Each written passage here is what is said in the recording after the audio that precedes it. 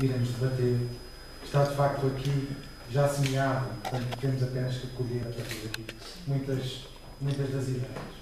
E centrar-me um pouco mais sobre o caso de Cabo Verde, sobre a imigração a partir de Cabo Verde e o modo como a crise em Cabo Verde fazem este para, que é um para difícil de analisar. Primeiro porque Cabo Verde sempre viveu em crise e Portugal, desde que eu me lembro, também sempre esteve em crise. E a imigração é também um fenómeno estrutural em Cabo Verde e Portugal é tradicionalmente um país de acolhimento das comunidades cabo-verdianas. E talvez eu começasse precisamente por fazer um pouco da história, de uma forma muito breve, 2 minutos, do que foi a migração de Cabo Verde e o que é que mudou nos últimos anos. A migração de Cabo Verde começa nos anos 60. Para Portugal, alguns imigrantes cabo-verdianos estavam já anteriormente em Portugal, nomeadamente os vossos equivalentes, pessoas que vinham para cá estudar nessa altura, mas nos anos 60 começa a chegar mais gente. E, de uma forma interessante, começa a chegar mais gente no meio de uma crise que Portugal estava a viver na altura. Designadamente no meio de uma crise que provocou a saída de portugueses e, portanto, a abertura de oportunidades no mercado de trabalho. Os portugueses têm para a guerra colonial, como vocês sabem, em simultâneo com o movimento da emigração em direção à Europa. Isso gerou oportunidades no mercado de trabalho que foram preenchidas em grande parte por mão de obra imigrante. E, portanto, a primeira grande vaga da migração cabo-verdiana é uma vaga que decorre num momento muito parecido com aquele em que estamos a viver, quanto à saída de mão de obra portuguesa. Portanto, este é um primeiro paralelo que eu quero deixar. Falou aqui a minha colega muito da inserção laboral e nós, se formos à história da migração de Cabo Verde, percebemos como acontece esta migração e esta inserção laboral. Em primeiro lugar, é tradicional que o setor de absorção dos recém-chegados tenda a ser, no caso da mão de obra masculina, a construção civil. Portanto, é normal, desde os anos 60, em vários países da Europa, que esse seja o principal setor de entrada. Ora, se têm estado atentos às notícias, verificam que esse é o principal setor em crise em Portugal, tendo perdido, provavelmente, 70% da sua mão de obra. Portanto, é de esperar que a nova migração tenha aqui um obstáculo, que é não consiga encontrar de imediato a sua entrada no mercado de trabalho por via dos setores tradicionais. A contraparte desta migração, a migração feminina, começou a chegar mais tarde do que a primeira vaga da migração masculina e muito rapidamente encontrou o seu setor profissional nas limpezas e nas limpezas pessoais e domésticas, ou nos serviços pessoais e domésticos, como costumamos dizer, ou seja, como empregadas domésticas e nos serviços de limpeza, trabalhando para empresas terciarizadas, chamamos assim. Também é bom ver, se vocês têm ouvido as notícias, que este é um setor que também não está a admitir novos trabalhadores e, ao mesmo tempo em que isto está a acontecer, está numa tentativa de reduzir salários, de reduzir custos destes trabalhadores. Portanto, o que nós temos é, em cima da mesa, os setores tradicionais de absorção, que vêm desde os anos 60, são setores que se encontram em grande crise. Mas esta não é a história toda. Digamos que, se até aos anos 80, anos 90, uma grande parte da migração cabo-verdiana tinha tendência a inserir-se nesses setores, desde os anos 90 há mudanças muito significativas. Em primeiro lugar, há uma grande capacitação e qualificação da mão de obra cabo-verdiana. A nova mão de obra cabo-verdiana é muito mais escolarizada a partir, recebe formação em Portugal ou procura continuar a estudar quando em Portugal, e, portanto, é uma mão de obra mais qualificada do que era aquela anterior. Portanto, digamos que alguns dos desafios que eu apresentei há minutos atrás são válidos para uma geração mais desqualificada, mas já não são válidos para esta geração mais qualificada.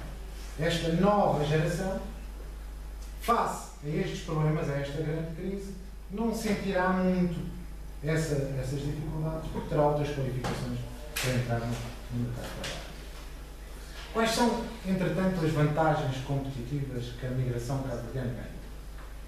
Em primeiro lugar, um número que por acaso não estava aqui, era talvez dos únicos que faltava, o número de naturalizações que os cabo-verdianos têm tido. O acesso à nacionalidade portuguesa, que tem sido aproveitada de uma forma muito pragmática por aqueles que viviam em Portugal, acedendo a um direito que era seu e que, na verdade, parte da lei foi feita até tendo esse objetivo. E isto gerou uma nova oportunidade para este grupo de cidadãos, que é a possibilidade de se poderem mover no interior da União Europeia ou de se moverem para outros espaços com a posse deste passaporte. E, portanto, quando falamos em imigração e crise e olhamos para Cabo Verde, se olharmos apenas para a história do passado, se calhar ficamos um pouco apreensivos. Mas se olharmos para a história recente, percebemos que houve uma grande capacidade de adaptação e que existe um grande conjunto de oportunidades que estão de facto aí. Portanto, quero deixar claro que a crise não é total nem é totalitária. A crise é uma crise geracional muito grave e já vos falarei dos problemas que ela contém. O primeiro problema que vos quero falar é o problema da economia informal. Esta geração que hoje terá mais de 45 anos, mais de 50 anos, viveu uma parte da sua carreira laboral na economia informal. Sem descontos e, portanto, sem direitos. Numa época em que o trabalho escasseia, este é um problema significativo. Muito concentrado geograficamente, em Lisboa e no Algarve, sobretudo, mas é um problema que, de facto, não tem uma grande solução, uma solução próxima, a não ser a ajuda familiar. Aqueles pais que ajudaram no passado os filhos serão hoje ajudados pelos filhos para sobreviver. E este é um problema invisível na nossa sociedade, mas crescente, que é o problema das pessoas que provavelmente não voltarão a encontrar trabalho. E, portanto, terão que encontrar uma outra forma de sobreviver, sendo que o retorno a Cabo Verde, para alguns deles, não é opção, como vocês sabem. Portanto, há que encontrar alternativas para este caso. O segundo problema das gerações atuais é que caem naquele grupo dos jovens desempregados. Ou seja, embora estejam mais qualificados, embora estejam tendencialmente mais propensos a encontrar trabalho, já que também é bom dizer-se que, embora a estatística dos jovens desempregados seja muito elevada, os jovens qualificados têm menos desemprego do que os jovens não qualificados. Portanto, a qualificação continua a ser importante, nomeadamente as estatísticas mostram de uma forma muito nítida que o nível de formação obtido está de acordo com o prémio quando se entra no mercado de trabalho, melhores salários e menor desemprego, do que aqueles que de facto não têm qualquer qualificação. Estes jovens, alguns de vocês estarão nestes grupos, estão condenados exatamente às mesmas circunstâncias de todos os outros vossos companheiros de curso. Mudar de área de formação, se essa não for atual, sair do país, se evidentemente não forem criados empregos aqui no curto prazo, ou tornarem-se empreendedores, que é o grande segredo. Vamos todos tornar-nos empreendedores e enriquecer. Na verdade, não temos coisa a quem vender. Abrimos a loja e o cliente depois não está lá, porque está nas mesmas circunstâncias em que nós estamos, só que não é empreendedor. E, portanto, não cai. Como é que nós podemos olhar para toda esta circunstância e, certamente, no debate poderemos aprofundar muito isto? Primeiro, a demografia ajuda. Na quarta-feira falarei numa conferência em Coimbra sobre demografia e emprego. A demografia ajuda. Digamos que, a prazo, todos vocês terão emprego. É uma promessa. Porque, a prazo, a população ativa está a encolher de uma forma tão rápida e tão radical que vocês poderão escolher o emprego que querem ter. A questão é se não morrem antes desse momento. Há que chegar lá para depois ter um emprego. Na verdade, este não é um problema apenas português. A demografia joga contra toda a Europa. Na verdade, até por estranho que possa parecer, eu vim há 2 ou 3 semanas numa conferência onde o problema era posto em relação a países insuspeitos como a China e a Rússia. A China vai ter uma quebra demográfica absolutamente incrível, vai perder entre 200 e 300 milhões de trabalhadores nos próximos 20 a 30 anos. E a Rússia espera nos próximos 15 anos absorver 100 milhões de imigrantes. Portanto, estamos a falar de números absolutamente assombrosos em relação ao que é a nossa pequena realidade. A demografia, de repente, demos-nos conta que estamos a ficar velhos e que estamos todos a ficar velhos. No caso da China, como vocês saberão, devido às políticas de natalidade das últimas décadas, o caso da Rússia, devido ao seu desenvolvimento económico acelerado, que necessita para dar o salto económico de muita mão de obra. Cabo Verde ainda não está num problema de inverno demográfico, como chamamos, mas Cabo Verde também já desacelerou imenso a natalidade. Portanto, digamos que a prazo este problema colocar-se-á também no continente africano. Voltando à crise. A crise que está para durar é uma má notícia que nós ouvimos todos os dias e convencemos sempre que é uma má notícia que caducará em breve. Não é assim. Países que estiveram em circunstâncias semelhantes às nossas demoraram pelo menos 10 anos a sair. 10 anos. E pior do que tudo, alguns destes países caíram numa nova crise depois desses 10 anos. Portanto, há que colocar isto de uma forma muito clara. A crise está para durar. A menos que se refunde qualquer coisa. Não sei se é se refunde o país, se é se refundam os políticos, é certamente uma refundação das políticas. E há também aqui alguns indícios interessantes para o caso de Cabo Verde, e focando-nos apenas em Cabo Verde. Há menos de 2 semanas, o Presidente Durão Barroso assinou um acordo com Cabo Verde que poderá ser uma muito boa notícia para Cabo Verde. A possibilidade de haver uma circulação de trabalhadores de uma forma muito mais rápida, muito mais prática e muito menos burocrática, poderá ser uma boa notícia para Cabo Verde. É certamente uma boa notícia para vocês, porque poderão voltar a Cabo Verde e têm a certeza de que a seguir podem voltar a Portugal ou a outro país qualquer. E sabendo nós que vocês não querem ir definitivamente, querem ir e vir, esta poderá ser de facto uma boa notícia.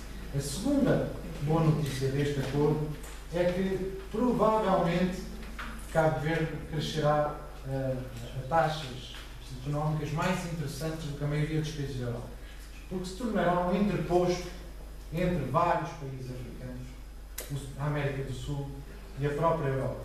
E, portanto, é possível que exista um potencial muito grande de crescimento da economia cabo-verdiana nos próximos anos. Até porque as taxas às vezes escondem a realidade. Cabo Verde parte de um patamar relativamente baixo, onde crescer é mais fácil do que quando se cresce de um patamar já mais alto. Portanto, há a possibilidade de vocês se tornarem empreendedores, mas não aqui, se tornarem empreendedores lá, para onde queiram ir. Isso pode, de facto, ser interessante, até comparativamente com o que está a acontecer noutros países lusófonos, como Angola, como Moçambique e como o Brasil. E este potencial está, de facto, aí, não na economia cabo-verdiana, não nos iludamos, a economia cabo-verdiana cabe entre a circunvalação e o Rio Douro. Às vezes esquecemos disso, mas a economia cabo-verdiana é mais pequena do que o Conselho de Gaia.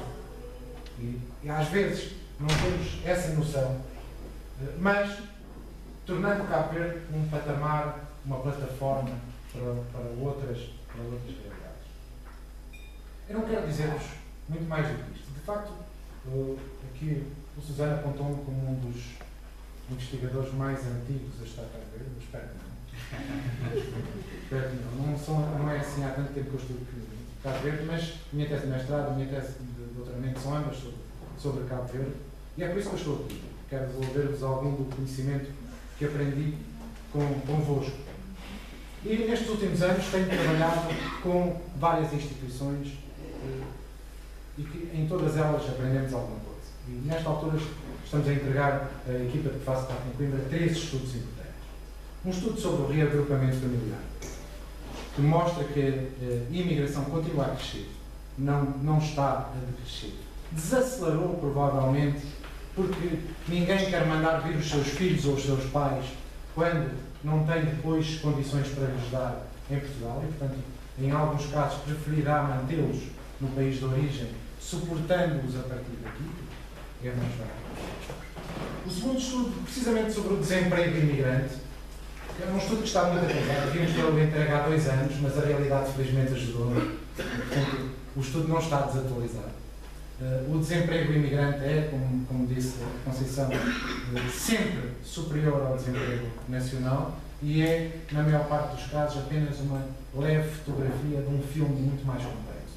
Há muito mais imigrantes desempregados do que as estatísticas mostram, porque muitos deles não têm qualquer vantagem em inscrever-se ao Instituto de Emprego e Formação Profissional. Nada ganham com isso e, portanto, não vão. O terceiro dos nossos estudos é sobre os imigrantes altamente qualificados. Também vocês ouviram falar aqui, que aparentemente são aquele tipo de imigrantes que toda a gente quer. Mas, na verdade, não é bem assim. Há aqui várias realidades sobrepostas e há uma grande competição entre os países, mas só por algumas profissões. Ninguém quer músicos, por exemplo, por muito altamente qualificados que eles sejam, nenhum país luta por músicos ou por professores. Luta-se por médicos, porque os médicos custam muito a formar, custam muito dinheiro a formar. E, por exemplo, a Alemanha mudou muito recentemente a sua lei de imigração e quem conseguir um contrato de trabalho onde demonstre que vai ganhar mais de 62 mil euros anuais tem direito a um visto imediato permanente. Mas os médicos, qualquer contrato lhes dá direito a um visto imediato permanente. Isto pode significar para os países do sul, não do sul da Europa, mas do sul da Alemanha, somos quase todos, aquilo que se chama um brain drain, que é alguns profissionais tenderem a movimentar-se em direção a estes países, com custos, não apenas económicos, mas custos sociais muito graves e prolongados. Para voltarmos a formar médicos, demoraremos mais algumas décadas, é preciso termos consciência disso. Mas não é apenas esta a questão dos altamente qualificados, a questão é que as políticas europeias são contraditórias. Por um lado, apoiam o desenvolvimento do país de origem, mas por outro lado não têm qualquer problema de ir lá buscar não apenas os recursos humanos, mas os recursos materiais nas suas diferentes formas. E isto causa não uma crise sistémica nos países do Sul, mas uma crise estrutural nos países do Sul, impedindo-os, na verdade, de se desenvolver. Portanto, a minha última palavra é uma palavra de incentivo ao retorno. É importante que vocês voltem para casa para que os vossos países se desenvolvam. Por muito que possa parecer que não é confortável voltar, não é confortável voltar a viver em países que aparentemente são menos desenvolvidos. Eu disse a brincar, antes de começarmos, que eu mudava para Cabo Verde amanhã. Não só por causa do dia que estará amanhã, mas, na verdade, porque eu acho que existe um potencial muito grande de crescimento e de esperança nos vossos países e que existe um grande incentivo a pensarmos os próximos 10 anos aqui como anos muito difíceis. Vocês podem ser úteis, não é? E vocês podem ser muito mais úteis lá do que a trabalharem num qualquer McDonald's aqui, deste lado. E têm muitas vezes que contrariar o imediatismo de viverem aqui, no conforto dos vossos últimos anos, destes vossos últimos anos que foram diferentes, e pensarem que o regresso é, na verdade, uma oportunidade. E a oportunidade é agora. Não é daqui por 20 anos, quando vocês tiverem filhos, e os filhos já não quiserem ir, depois vocês tiverem essas dificuldades. Obrigado.